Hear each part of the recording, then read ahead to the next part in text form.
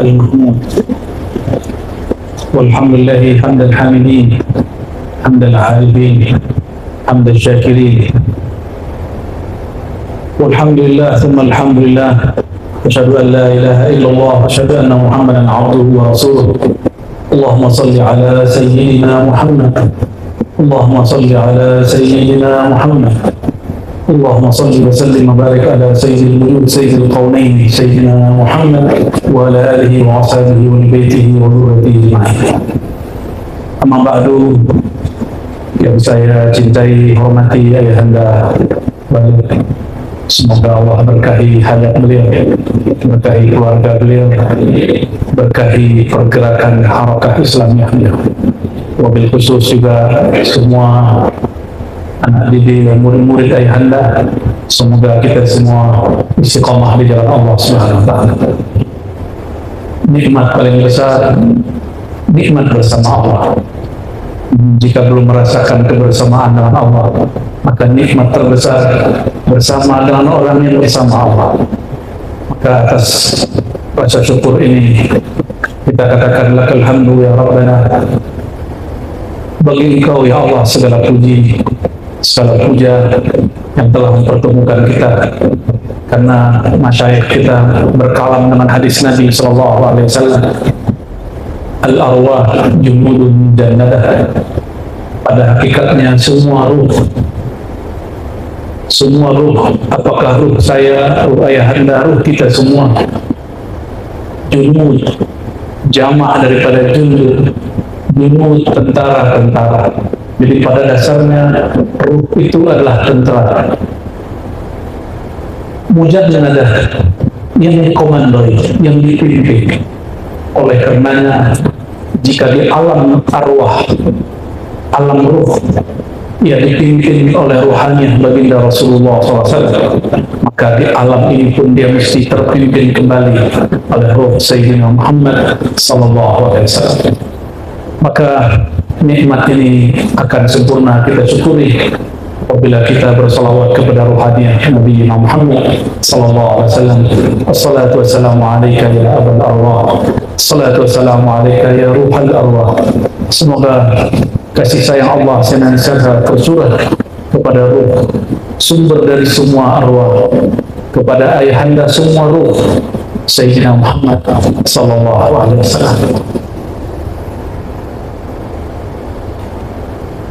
Apabila nanti hari kiamat, Nabi Muhammad SAW mengatakan orang-orang terbaik, orang-orang terdekat, aulakum aqrabukum ilayya, orang-orang yang paling dekat kepadaku nanti di hari kiamat, di saat semua orang panik, semua orang ketakutan, semua orang gelisah, semua orang tidak ada yang merasa aman. Siapakah yang paling dekat, paling aman? Aktsarukum sholatan alayya, orang yang paling banyak sholatan. Sholatan dapat diartikan sholat ataupun bersolawat. Namun kata sholat bagi ahli syariat diartikan dimulai daripada niat takbir, diakhiri dengan salam. Namun ahli thariqah mengartikan sholat bilangan sholat dan bilangan sholawat. Maka banyaklah ijazah-ijazah mursyid, habaib, para kiai, para tuan guru, mereka mengijazahkan sholawat 313, sholawat 400 kali, sholawat 1000 kali, 70.000 kali. Itu secara ilmu thariqah. Masih ada angkanya, masih ada bilangannya, zikirnya masih berbilang. Maka bagi ahli thariqah, orang terdekat kepada baginda SAW, orang yang paling banyak bilangan zikirnya. Ternyata sahabat-sahabat pun melakukan itu. Sahabat-sahabat yang masih pada masa hayatnya, masa mudanya, beliau memberikan contoh berzikir dengan bilangan. Itulah Sayyidina Abu Sa'id Al-Khudri, Sayyidina Abu Hurairah, saudara-saudaraku. Beliau tiadalah tidur kecuali ia berzikir 12.000. Begitu juga sahabat-sahabat yang lain. Namun lain lagi dengan sahabat yang ahlul haqiqah, seperti Sayyidina Abu Bakar, Sayyidina Umar, Sayyidina Uthman, Sayyidina Ali. Ketika Sayyidina Ali bertanya kepada Rasulullah SAW, "Ya Rasulullah, dullani ala aqrabil turuq ila Allah." Wahai baginda, tunjuk ajarlah aku jalan terdekat menuju Allah, jalan paling cepat, paling pendek menuju Allah Subhanahu wa Ta'ala. Lalu baginda SAW mengatakan, "Wahai Ali, jalan terdekat kepada Allah adalah zikrullah." Bagi ahli tarekat diartikan zikrullah, zikir bilangan angka. Tapi bagi ahli hakikat, zikrullah itu mengenal yang disebut, mengenal yang diingat. Lain dengan ahli marifat, ianya memandang kepada yang punya nama, memandang kepada zat yang punya nama, kepada sifat yang punya nama, kepada perbuatan dan gerak yang punya nama. Lain jalan, lain yang dirasa, lain tingkatan, lainlah azwaq dan rezeki yang Allah berikan. Malam ini mungkin kita sama-sama duduk, tapi saat bersalawat, rezeki, nikmat, zauq yang Allah berikan lain. Itulah kayanya Allah Subhanahu wa Ta'ala. Maka saudara-saudariku, jika disebut dalam hadis Nabi tadi, orang yang paling dekat kepadaku, orang yang paling pertama kali aku selamatkan nanti di akhirat, aktsarukum salatan alayya, orang yang paling banyak salatan, yang paling banyak mengenal hakikat Sayyidina Muhammad sallallahu alaihi wasallam. Apabila kita belum jumpa seseorang, kita sebut-sebut namanya. Apabila jauh, kita panggil wahai Tuhan. Tapi jika dia sudah dekat, kata wahai hilang, namanya pun tidak disebut, cukuplah memandang. Itulah mereka al-muqarrabun, orang-orang yang didekatkan, diundang, dijemput oleh Allah Subhanahu wa Ta'ala. Oleh karenanya, siapa yang berkumpul di alam ruh pasti berkumpul di alam dunia. Alam syahadah kata orang dahulu, alamul muluk kata ahli hakikat. Alam kita ini disebut dengan istilah seperti itu. Dalam bahasa kita disebut alam nyata, alam yang zahir. Seorang mursyid saya pernah bertanya, tapi pertanyaannya untuk mendidikkan. Ar-Razi, Allah itu zahir nak? Ya, tapi Allah juga batin. Bagaimana nak cara merasakan Allah yang zahir? Tadi saya lihat syair-syair ayahanda, ternyata sama dengan guru-guru saya. Ternyata jika orang sumbernya Nur Muhammad SAW, jawabannya pun sama. Namun mungkin bahasa dan istilah yang berbeza. Apa kata beliau? Bagi engkau zahir, Allah zahir. Wujudmu ada, wujud Allah ada. Tapi jika engkau ingin merasakan zahirnya Allah, maka batinkan zahirmu, batinkan wujudmu, baru engkau merasakan Allah yang zahir. Sirnakan, tiadakan wujudmu, barulah engkau merasakan tajalli wujudnya Allah Subhanahu wa Ta'ala. Apabila ada orang tidak merasakan Allah menyatakan dirinya di saat dia senang, Allah akan mengenalkan dirinya di saat susah. Betullah kalimat tadi, Allah wujud saat aku senang, Allah wujud saat aku susah. Jika ada orang lalai bertuhan saat dia sehat, maka Allah akan mengenalkan wujudnya saat dia sakit. Oleh karenanya, saudara-saudariku, hal kita hanya dua, imma zahir, imma batin.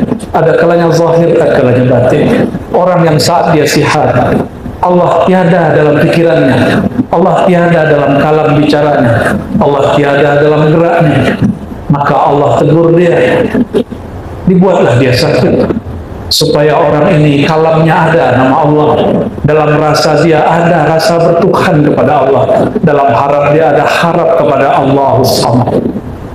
Oleh karenanya tiada yang buruk bagi seorang mukmin. Lalu bagaimana dengan kata ulama ahli kalam? Rukun iman yang keenam adalah beriman kepada takdir, baik ataupun buruk. Baik buruk itu bahasa kita, sedangkan takdir bahasa Allah. Mungkinkah Allah yang mencipta hambanya lalu mencelakai hambanya? Tidak. Sebaik-baik waktu hamba adalah saat si hamba ingat kepada Allah.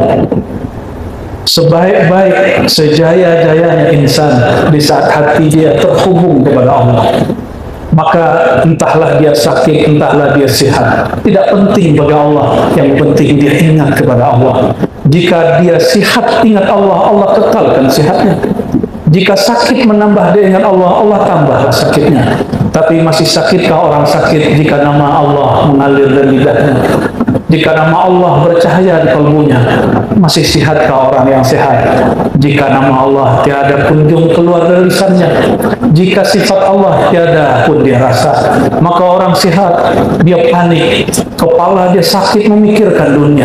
Taiba abdul dinar, badan dia sehat, tapi jiwa dia lelah, jiwa dia sakit karena dia cinta kepada dunia. Fi qulubihim marad, di kalbu mereka ada penyakit. Maka tuan-tuan, jangan mengeluh jika ada sakit, panggil namanya. Tadi saya senang ada syair hu Allah. Itulah syair, itulah nafasnya hayat manusia. Apabila dia sakit, dia mengatakan itulah, itu bunyi nafas dia. Siapa yang berkalam begitu? Para masyayikh kita dari masa ke masa, mursyid dari masa ke masa mentalkinkan zikir hu Allah. Tidak usah kemudian sakit kepala memikirkan dalilnya. Dalilnya sudah dihafal sedari kecil. Qul huwallahu ahad. Jika ada orang bertanya, kita tidak usah berdebat lagi dengan Wahabi. Cukup berdebat dengan diri sendiri. Kenapa kalau ini susah mengingat ilahi? Hati keras kalau suka berdebat dengan orang, walaupun kita benar, tapi benar itu milik Allah Subhanahu wa Ta'ala. Maka tuan-tuan yang bukan Allah, inilah asrar kenapa baca qul huwallahu ahad sama dengan sulutul Quran, sepertiga Quran, karena sir asma Allah tertulis mulai dari kalimat hu Allah ahad. Itu sudah 3 dan mencakup semua nama Allah yang ada di Quran. Baru diturunkan Allah Samad dan lain sebagainya. Allahumma shalli ala sayyidina. Maka siapakah orang yang paling berbahagia? Man as'adun nas. Imam Al-Ghazali menulis kitab khusus kecil setelah diringkas oleh Syekh Amin Al-Kurdi, tapi dalam bahasa Persia dia sangatlah tebal sampai 1000 halaman, berjudul Kimia Sa'adah. Apa kata beliau? As'adun nas a'rafuhum billah. Orang paling bahagia, orang yang paling kenal Allah, sumber bahagia, asal bahagia. Namun karena Allah tiadalah bertempat, Allah tiadalah berjarak, maka Allah berilah kita hijab kedekatan, hijabul qurbah. Itulah Sayyidina Muhammad SAW. Maka kepada Allah mesti berhijab. Hijab kita adalah Sayyidina Muhammad SAW. Hijab nur namanya. Datanglah kepada Allah dengan hijab nur. Tapi tidak sedikit orang tersadarkan dengan hijab zulumat. Betapa banyak orang sadar saat dia maksiat, tidak sadar saat maksiat, dia sadar setelah maksiat. Dan tidak sedikit juga orang taat dia sombong. Tidak sedikit orang yang selawat merasa lebih suci daripada yang tidak selawat. Betapa banyak orang bertorikot merasa torikot dia lebih mulia dari torikot yang lain. Hijab nur. Tapi dalam nur itu hati-hati, ada kegelapan. Sebagaimana dalam kegelapan itu ada nur. Kecuali nur baginda Nabi Muhammad SAW. Hijabnya dengan Allah, fakana qaba qausaini aw adna. Hijabnya hanya seperti seakan 2 busur panah saja. Artinya antara baginda dan Maulana Allah Taala pun masih berjarak hijab. Itu bukanlah jarak jisim, jarak tempat. Itu jarak dalam pengertian zauq. Jika dia tidak berjarak dengan Allah, maka Sayyidina Muhammad SAW akan disembah orang. Maka perlu dah dia dihijab. Satu kali munsyidah di kota Madinah bersyair, penasihat perempuan. Mungkin belum ada munsyidah perempuan. Di masa Rasulullah ada penasihat perempuan, munsyidah. Mereka bersyair, tetapi syairnya sudah mulai menzahirkan yang ayahanda sebut sisi ketuhanan dan kehambaan. Kehambaannya hilang, malah ketuhanan yang muncul. Apa kata mereka para munsyidah di zaman Rasulullah SAW? Di Sahih Bukhari disebutkan para perempuan itu mengatakan, "Fina nabiyyun ya'lamu ma fil ghad." Bersama kami ada seorang nabi yang tahu masa depan. Kalam ini secara hakikat sahih, tapi secara adab ma'rifat baginda sallallahu alaihi wasallam melarang itu. Maka kam min haqiqatin yukhaliful ma'rifat, kam min haqiqatin tukhalifu adab al-arifin. Betapa banyak hakikat-hakikat jika dizahirkan dia akan melanggar adab-adab ahli ma'rifat. Wa sayyidul arifin Sayyidina Muhammad SAW, dan penghulu dari semua orang yang arif adalah Nabi Muhammad SAW. Apa kata beliau?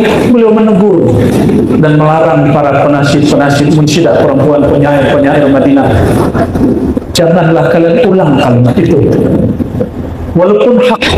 Walaupun itu real, hakiki terjadi, tapi beliau punya adabul arifin. Inilah yang disebut adab kemarifatan, adab Sayyidina Muhammad SAW.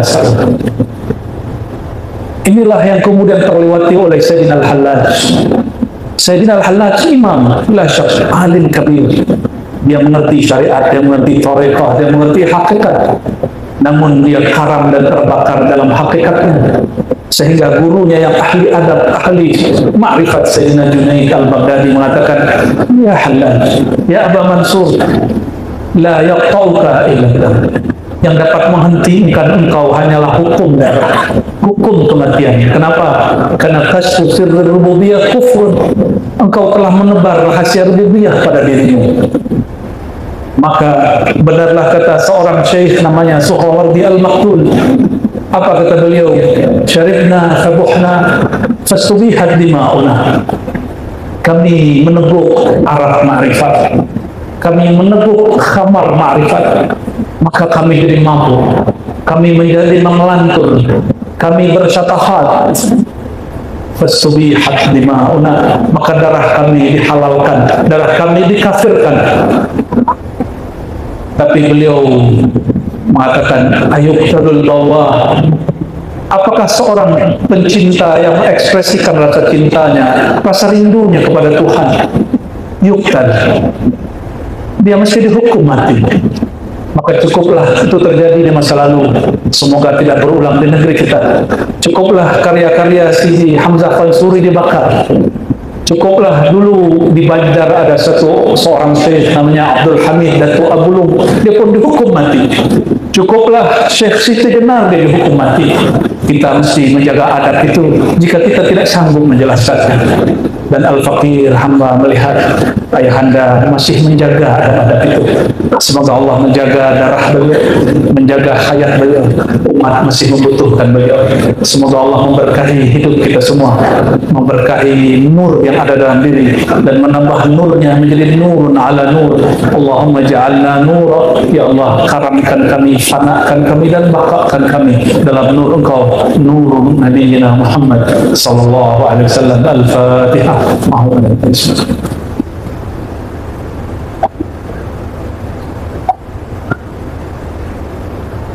Barangkali itu ayahanda, semoga ini cukup. Masya Allah.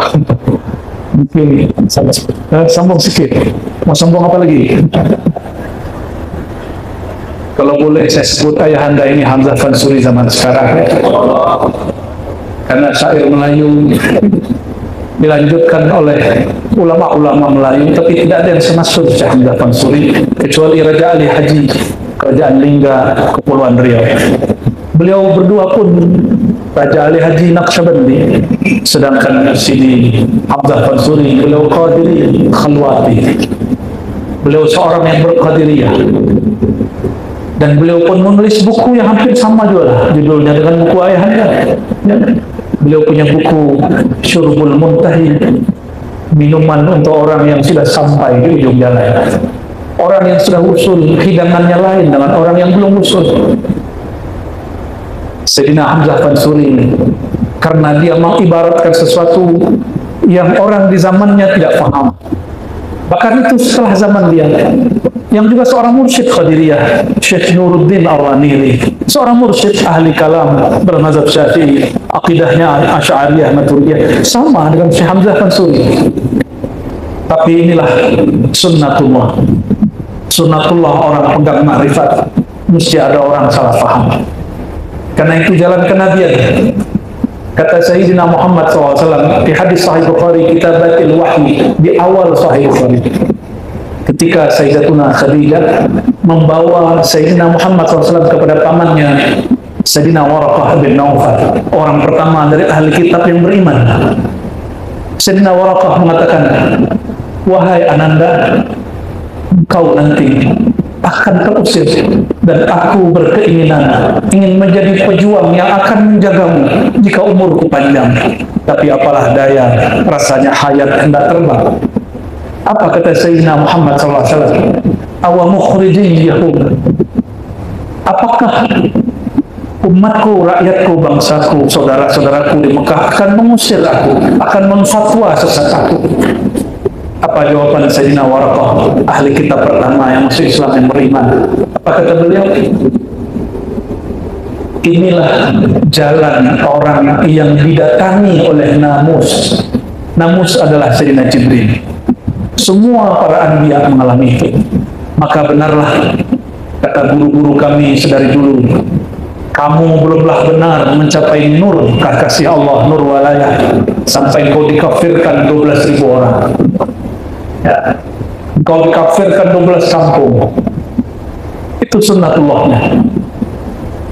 Tapi saya berdoa semua berkah salawat ayahanda dan semua keluarga besar beliau ini Allah jaga. Amin ya rabbal alamin.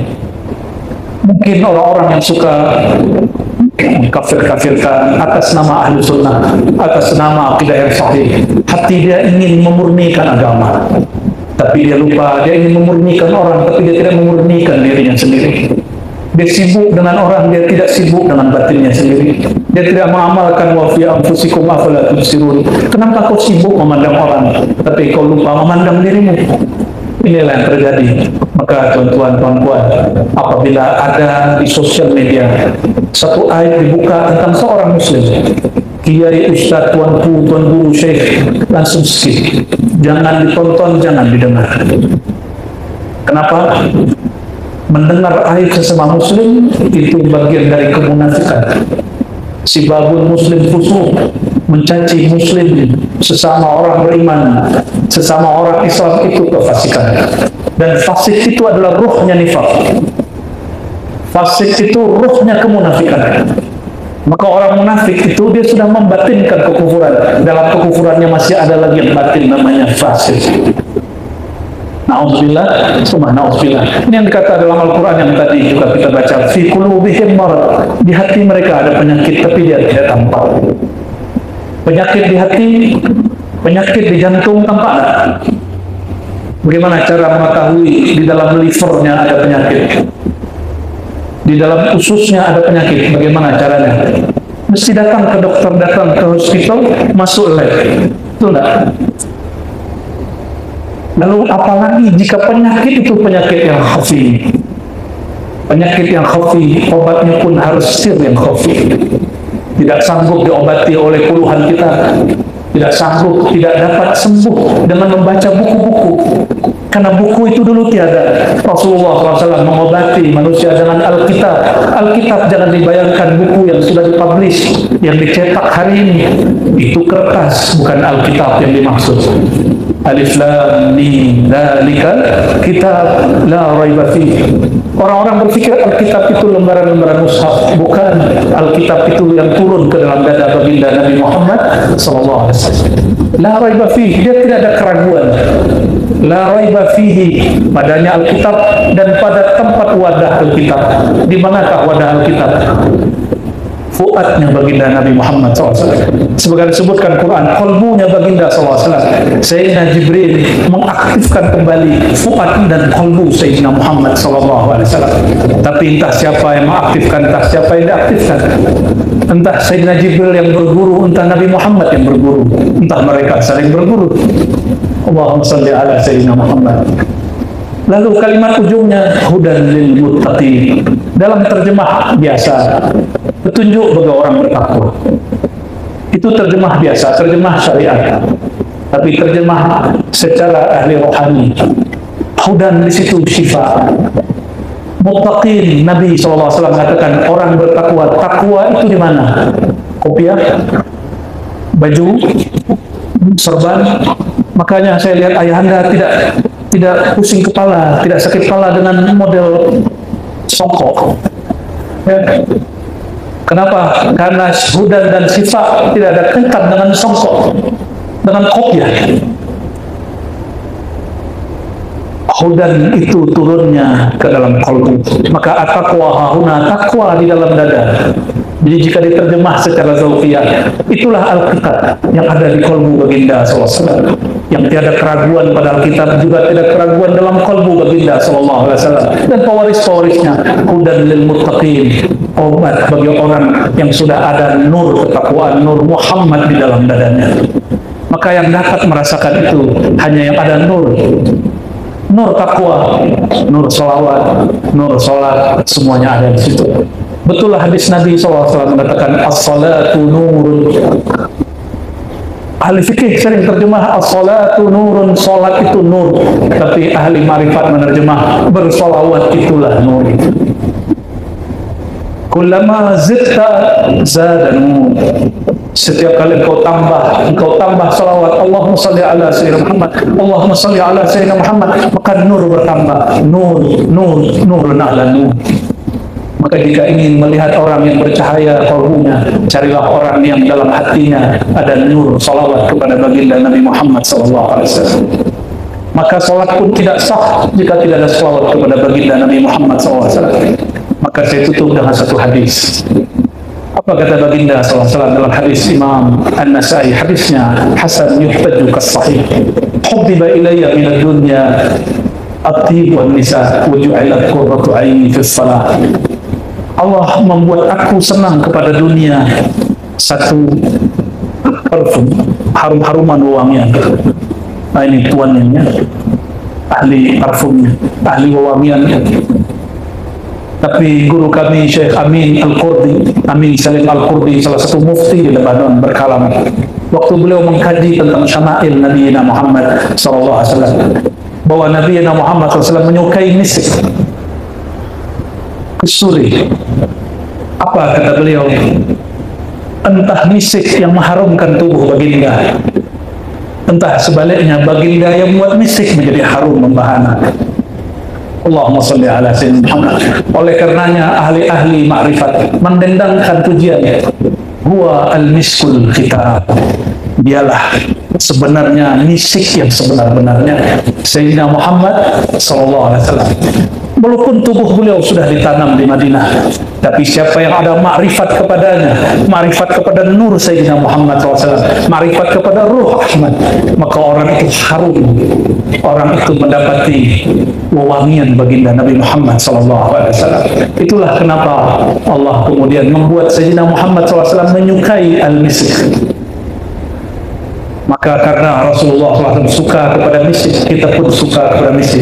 Padahal al-misik al-haqiqi huwa, al-misik sejati adalah Sayyidina Muhammad SAW. Lalu beliau mengatakan an-nisa, yang kedua yang Allah buat aku suka adalah lawan jenisku, pasanganku. Itu sebabnya para nabi semuanya menikah, hatta Nabi Isa semuanya menikah. Ini yang masih bujang-bujang menikah. Itu dunianya Nabi Muhammad SAW. Kenapa? Orang mengira menikah menjauhkan diri dari Allah. Tidak. Menikah itu justru memandang jamalnya Allah Subhanahu Wa Taala yang disebut dalam syair dia ayahanda. Jamalullah fi surati banati Hawa, sebagaimana jalalullah fi surati Adam. Jalalnya Allah pada citra wajahnya Bani Adam. Maka pancaran tajalli dari jamal indahnya Allah ada pada perempuan. Namun keindahan itu penuh dengan ujian. Inna min azwajikum wa auladikum aduwwan lakum fahdharuhum. Sungguh anak dan pasanganmu akan menjadi musuh ujian bagimu. Tapi tidak boleh berlaku kasar. Fa'fu wasfahu wa'firu. Beri maaflah, sentuhlah, wa'firu, hapuslah masalah dia, jangan ungkit-ungkit kesalahan dia. Itulah kenapa Rasulullah SAW dibuat suka menikah, tidak membujang. Dan yang terakhir, meskipun beliau istrinya cantik-cantik, walaupun semua wangiannya sangat harum, Tapi pelipur laranya bukanlah misik, pelipur laranya bukanlah wanita atau wanita laki-laki, bukan juga kendaraan. Imam yang menulis Syawahidul Haq, yang kumpulan Afdal Salawat juga, Yusuf Nabahani, mempunyai kitab khusus tentang manaqib Nabi Muhammad SAW. Apa kata beliau? Sayyidina Muhammad orang kaya, dia punya onta 20, kuda sekian belas, sangatlah kaya, sama seperti orang ini punya kereta, dan keretanya pun bukan produk lokal, produk luar negeri. Allahumma sholli ala Sayyidina Muhammad. Ya. Tapi bukan itu yang menghibur beliau. Pelipur laraku wa ju'ilat qurratu aini fis salat. Allah jadikan pelipur laraku di dalam, kata ahli syariat, salat. Tapi ahli ma'rifat mengatakan as-salawat. Itulah makna daripada salat. Jadi salat dalam bahasa Arab lafzun mushtarak, kalimat yang mengandung dua makna. Ialah solat, ialah salawat. Maka kita sebut salawat dalam bahasa Arab salati. As-salatu wassalamu alaika. As-salatu bukan solat aku, tapi salawat aku. Oleh karenanya, jika ingin, wahai tuan-tuan semua, saudara-saudariku, ingin membuat bahagia baginda, aksir salat alaih, perbanyak salawat kepadanya. Dan afdal salawat, salawat yang paling afdal bukan angka, bukan bilangan. Salawat yang paling utama, salawat orang yang mengenal siapa yang dia salawati, yang merasakan hadir balasan dari zat yang dia salawati. Semoga salawat kita diizinkan untuk dibalas, diizinkan untuk dilimpahkan kembali kepada kita. Amin ya rabbal alamin. Maka tiadalah salah jika thariqah ammah yang dibagi ayahanda, thariqah salawat Jibril, itulah thariqah paling mudah yang menyenangkan hati baginda Nabi Muhammad SAW. Beliau tak butuh salawat kita, kita yang memerlukan limpahan rahmat dari salawat beliau. Maka beliau senang apabila kita senang. Inilah makna dari kalam beliau, ummati. Ya, di Jogja, di Jawa, di Sumatera ada satu kelompok salah paham tentang hadis ummati. Apa kata mereka?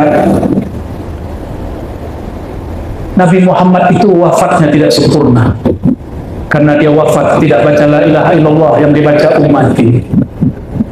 Pernah dengar tak? Baru dengar? Alhamdulillah.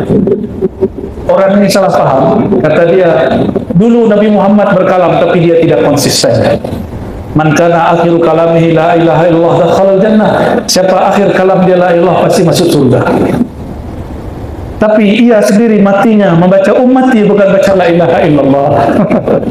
Orang ini tidak paham kajian ma'rifatul.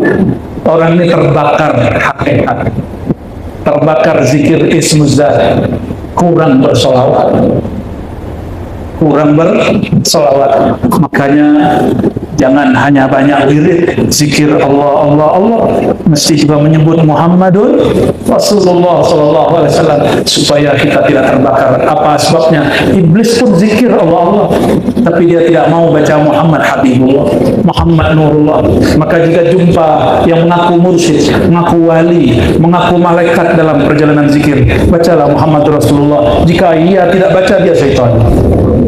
Bacalah Muhammad Nurullah. Jika ia tak baca, itu syaitan. Jika dia tidak mengajarkan Nur Muhammad, mengarah mengenal kepada Sayyidina Muhammad SAW, itulah yang disebut khayali syaitan, khayal yang bersumber daripada syaitan. Oleh karenanya, saudara-saudariku, tuan-tuan yang makan Allah, meskipun ada perbezaan dalam pergerakan thariqah dengan siapapun, jangan pandang itu.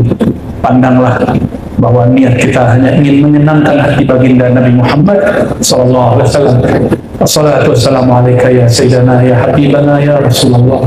Semoga salawat ini sampai juga kepada engkau wahai ruhani baginda. Lihatlah kami wahai baginda. Dan katanya uridat alayya a'mal ummati, engkau mengatakan semua amal umatku telah diperlihatkan kepadaku. Wahai baginda Rasulullah, wahai ayahanda rohani kami, saksikanlah kami bersalawat kepada engkau. Wassalatu wassalamu alaika ya sayyidana ya habibana ya aba arwahna ya Rasulullah. Allahumma salli ala sayyidina wa ala ali sayyidina Muhammad. Saya rasa cukup ayat-ayat. Semoga Allah ridha kepada kita. Ilahi anta maqsudi wa ridha ka matlubi. Assalamualaikum.